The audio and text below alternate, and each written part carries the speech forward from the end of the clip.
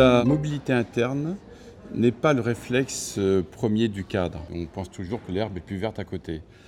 Ce n'est pas forcément vrai sur un marché difficile et de nombreux cadres négligent les possibilités de l'interne en termes de poste actuel, en termes de remplacement, en termes de perspective de l'entreprise dans son évolution et son changement. Donc il est vital pour le cadre de s'informer, de rencontrer ses ressources humaines, de rencontrer sa hiérarchie pour montrer ses envies, ses souhaits d'évolution, échanger et parfois même être soi-même son créateur de poste.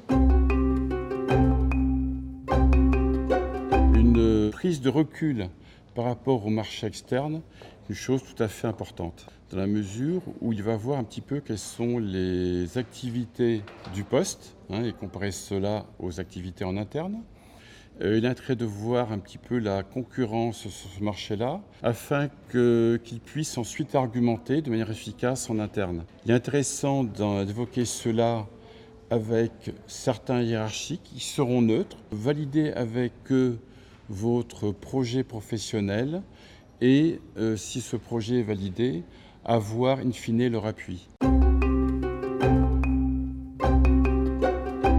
Dans les faits, il y a beaucoup plus de cadres qui évoluent en interne qu'en externe. Toute mobilité comporte des risques.